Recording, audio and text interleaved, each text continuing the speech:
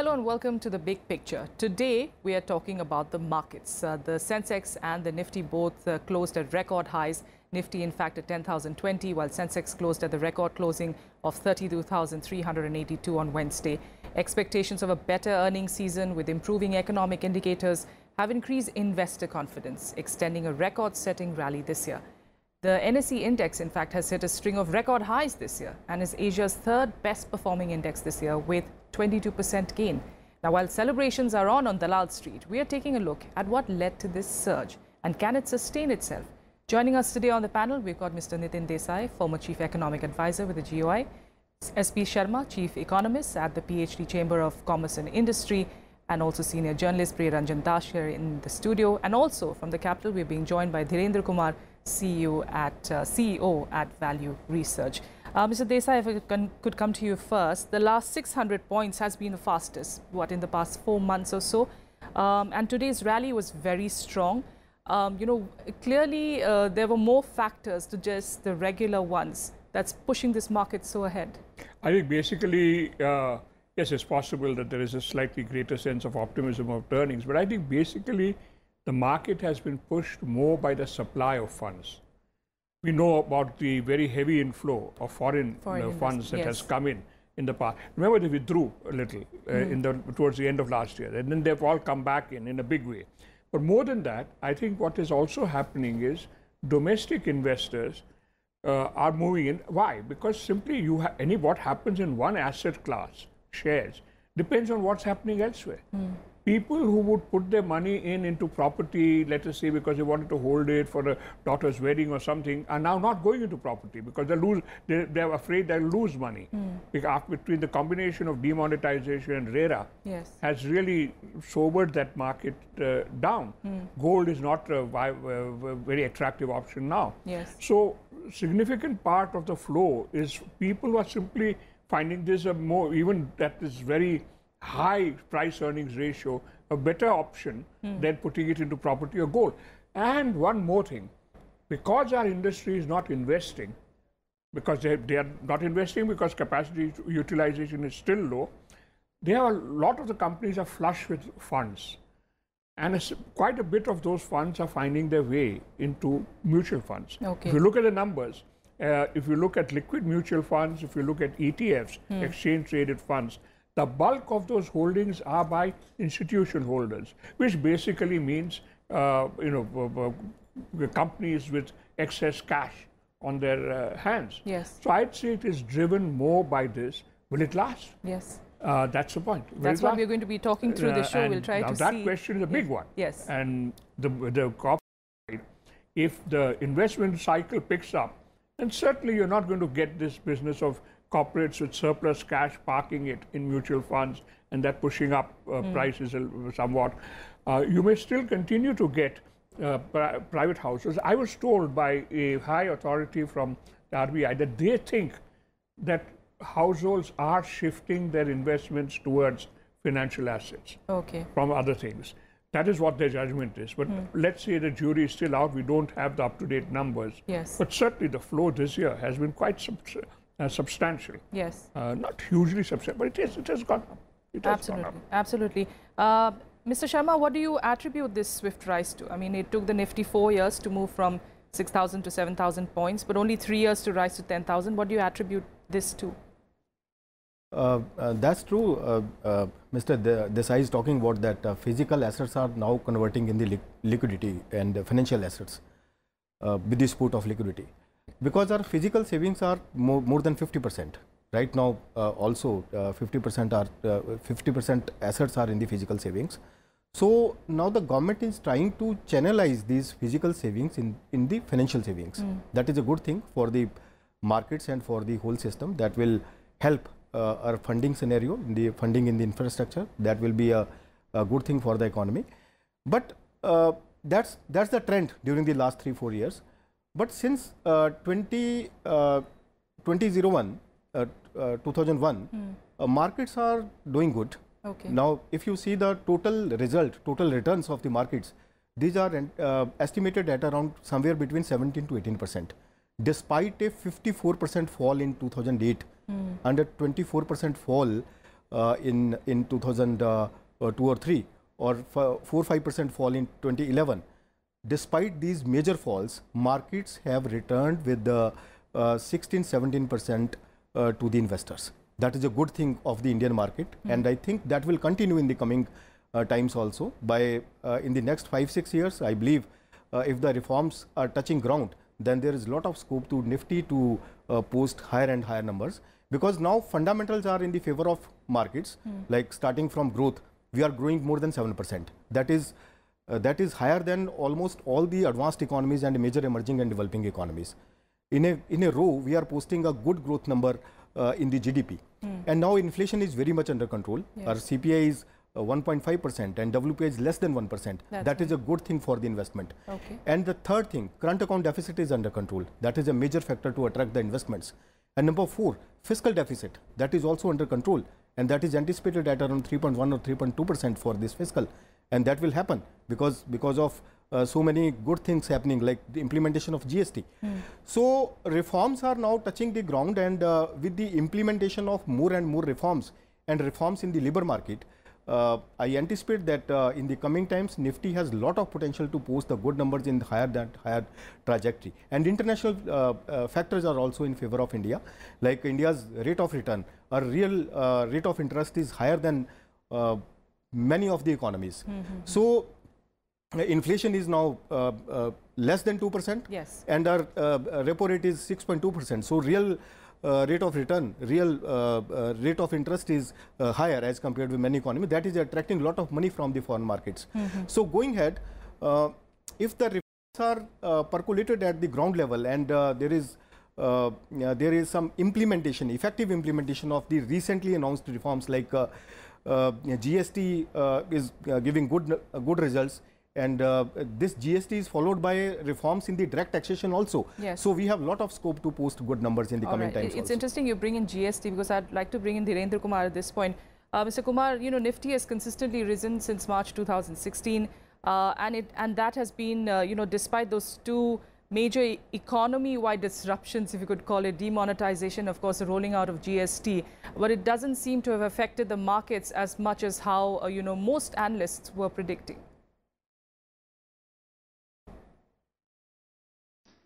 Yes, I think, you know, the dominant driver of this market has been the dynamics and the optimism.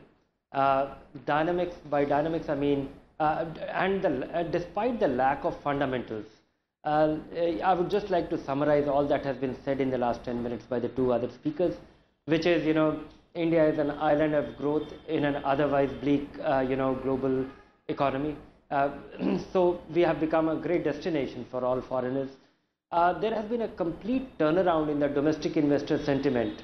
What we have seen is the shift from gold and physical assets to financialization, and I think, you know, demonetization helped that. That apart, I think, you know, one bigger reason in India domestically is that investors, lot of old investors who have the accumulated savings. India has been largely a fixed income country. People have been making their fixed deposits, people have been buying the government bonds, people have been buying the National Savings Organizations stuff, which is, you know, Public Provident Fund, National Savings Certificate, Post Office MIPs. They have been the dominant destinations, and they have been, despite negative real rate of return, when we had high inflation, these instruments were actually yielding negative returns. Despite that, the absolute scale of return available to investors provided them great comfort.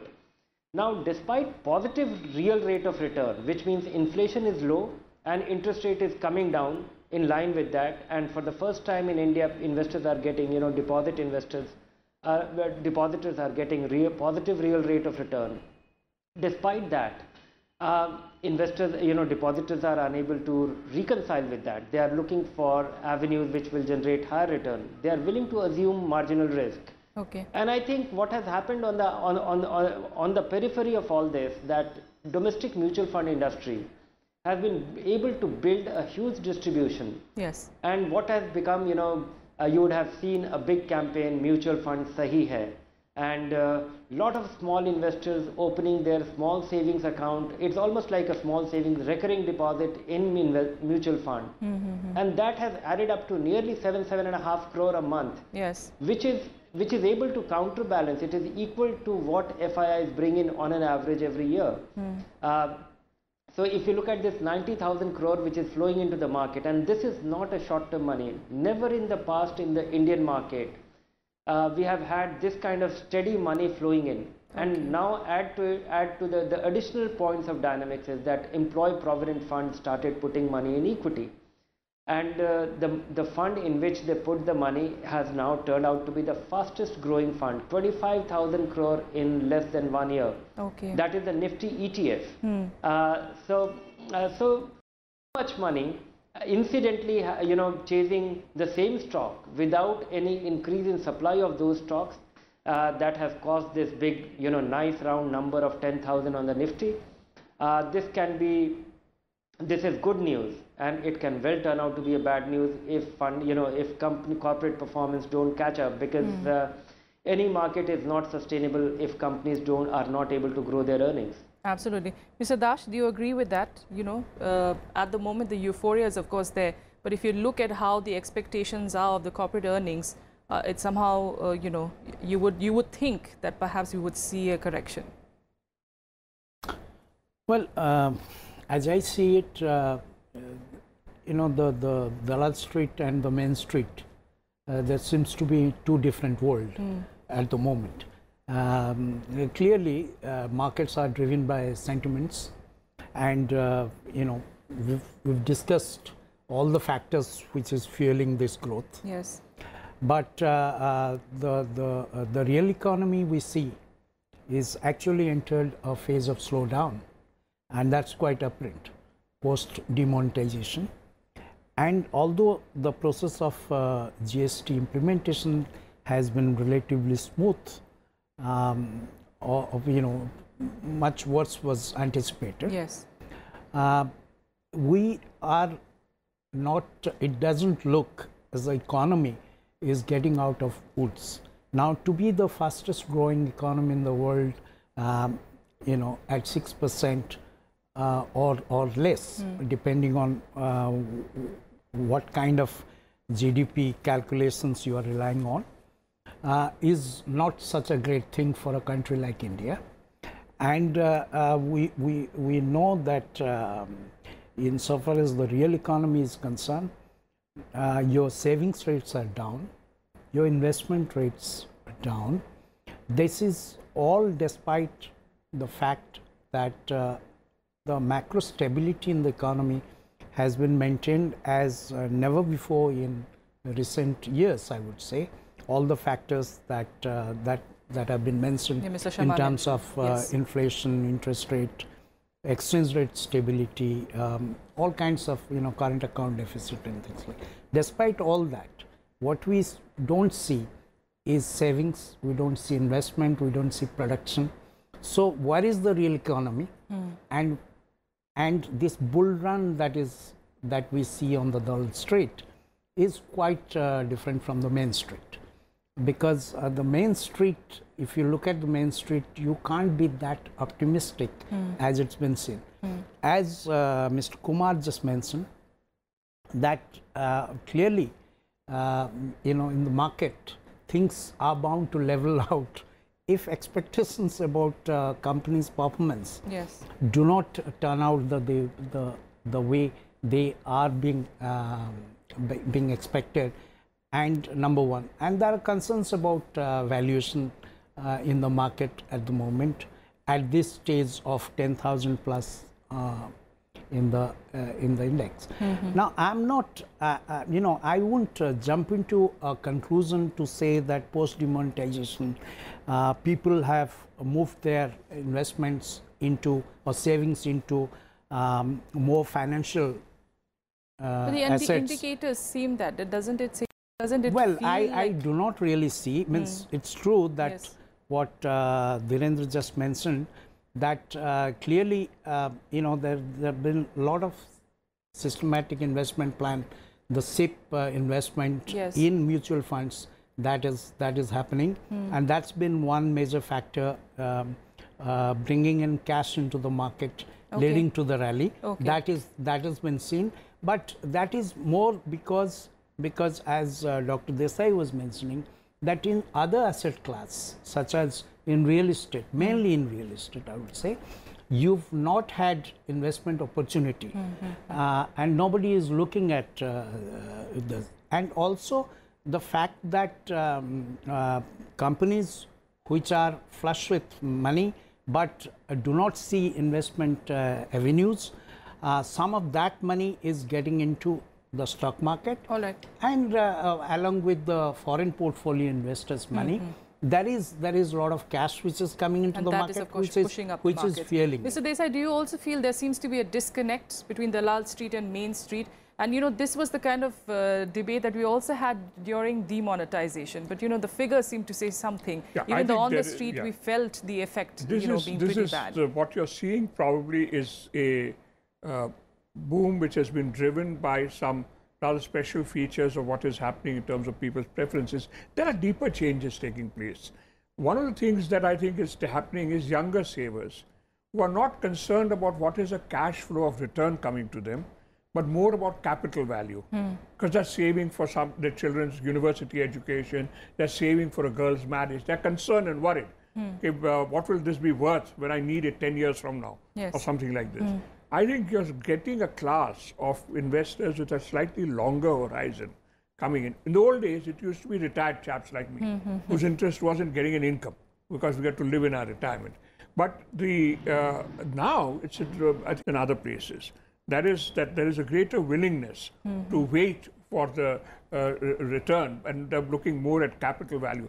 But right now, the price earnings ratio is very high. I had argued, I would say that two things. One, that when the property market stabilizes, as it probably will now, and when it becomes actually more organized, as it probably will with RERA, I would say that some of this money will start shifting back into the property market, and you'll see some. Second, when I wouldn't worry too much about the companies taking their money out. Most of that money is going into liquid funds and things like that, you see, rather than into the market. But with a big increase in corporate investments, etc., you know, the growth in demand, growth in exports and everything. I'd say that this should come pretty soon if you want to sustain this move. Otherwise, there'll be a reaction. All right, all right. Mr. Dhirendra Kumar, I could see you raising your finger there. You wanted to make a point. Yeah, I wanted to make a point that, you know, I just wanted to put the nice round number of 10,000 points on Nifty as something to feel happy about. But on the other hand, it is nothing to feel happy about. You know, if you recall, in September 2007, the Nifty was at 5,000. So it has taken nearly 10 years, 9.75 years, 9 years and 9 months for it to actually turn from 5,000 to 10,000. This effectively translates into an annualized return of 8%. 8% tax-free return on the Nifty, of course not taking into account 1.5 to 2% dividend yield. That makes me think that it is no great performance. If somebody invested in the Nifty 10 years ago, he would have only doubled his money in 10 years time, which effectively translates into 8% annualized return. Last 1 year, it is up 15%, which is also not a great number. So, and Nifty is a mixed bag. Yes. You know, you have about 10 companies which have not been able to generate. I'm not talking about the companies which have been ejected out of Nifty, but of the constituents of the Nifty, because Nifty is made up of 50 companies. When I look at the leading drivers of Nifty in the last 10 years, they seem like, you know, very peripheral companies, not the mainstream companies which drive our economy. Okay. Okay. All right. So, you know, this optimism, this level of optimism should be guarded. We should look at it with caution, and perhaps investors are doing the one. I'll just bring him once. Investors are watching. In fact, only 4 times in the last. Absolutely. Okay. Okay. And investors, of course, are looking at Nifty. Only on 4 occasions it has. Only on 4 occasions in the life of Nifty, its price earning ratio has been above 25, and it is above 25 even now. Okay, okay. Point well taken there. Meanwhile, Mr. Sharma, you know, we are of course talking about whether Nifty can sustain itself, and we're talking about how investors, of course, need to be cautious. But you know, is it just the domestic factors that are actually, you know, propelling this forward, or are there global factors involved here as well? Firstly, these are the domestic factors because without domestic factors, nothing can happen. You have to attract a lot of investments from the foreign markets with your domestic strengths. And going forward, lot can happen in the short term, but in the long term, there is good scope to for Nifty to rise in higher and higher trajectory. What I suggest on the behalf of my institution, that there must be investments in the manufacturing sector. Okay. Because we have announced so many lucrative policies starting from Make in India. So investment should also happen in this sector. And that will happen only if the cost of borrowings are reduced. So our suggestion is that at this juncture, when inflation is now hovering below 2%, there must be some cut in the repo rate to boost the sentiment in the markets and to boost the sentiment of the manufacturing sector, to investments to happen in this sector. And that should also be followed by reforms in the direct taxation in the coming times. Like before the coming budget, there must be some reforms in the direct taxation so that the disposable income of the people increased, so that they are able to invest more and more in the system. That will be beneficial for the, not only in the financial markets, but in the other asset classes also. Like there are a lot of things in the infrastructure sector. So there are a lot of opportunities to invest. Okay. So second, there must be reforms in the direct taxation. And third, for the industry, there must be reforms in the labor market. Okay. And some major focus on the skill development. So we have to provide employment opportunities to the people with the more and more skill development. So if these 3-4 things are happening, then there is no the markets, and markets can post higher and higher numbers. Then that will be beneficial for the country to attract more and more investments, stable investments in the capital market. And that's where the Dalal Street and Main Street come together, and perhaps walking together. That will be a major synchronization of the talking about the RBI, and there is of course in talks at least that maybe 25 basis point of a reduction is what we'll be seeing, but that of course we'll wait and see. Just talking about this 10,000 figure, do you see this, Mr. Desai, as a pit stop perhaps, and then surging ahead, or do you see I agree with Dhirendra Kumar that the price earnings ratio over 25 means basically, even in terms of earnings, what you're getting is 4%. Okay? That's what you're getting from the money that you're putting in the stock market. If you just look at it in terms of today's price earnings ratio, now that's pretty low by any standard. And remember, the dividend yield is not even these days 1.5. At this price, it probably will be well even below the 1.5 that you was mentioning.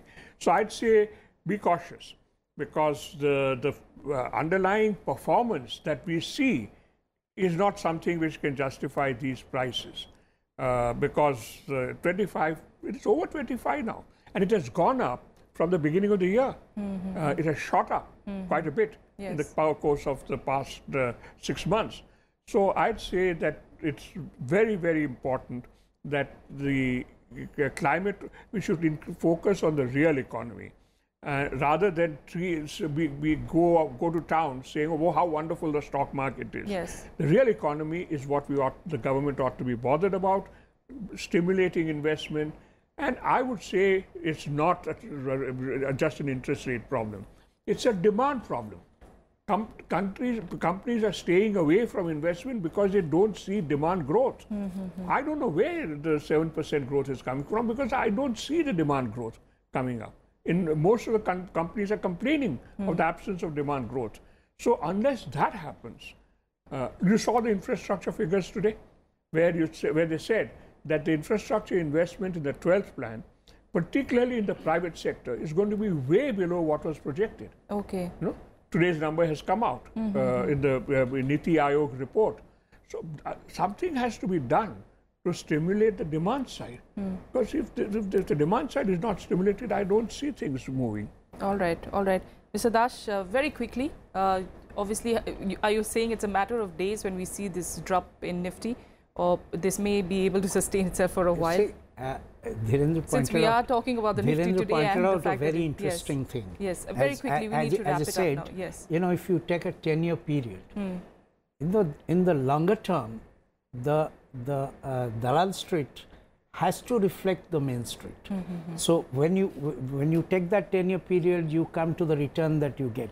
So these kind of figures of 10,000 and all that may look dramatic, momentarily. Yes. But from a longer term perspective, they are quite meaningless, because this kind of a thing will not, this drama in 10,000 will not sustain itself when you look ahead 5 years or 10 years. All right. So all right. one has to look at the real economy, and ultimately it is the real economy which will determine where the market moves. Absolutely. All right, gentlemen, thank you so much for joining me here on The Big Picture. We, of course, understand that 10,000 is a crucial figure nonetheless, psychological barrier definitely, but nonetheless, caution is, of course, one thing, and we have to reassess too, perhaps. That's it, at least on The Big Picture. We'll join you again tomorrow with another topic. Stay with us here on Rajya Sabha TV.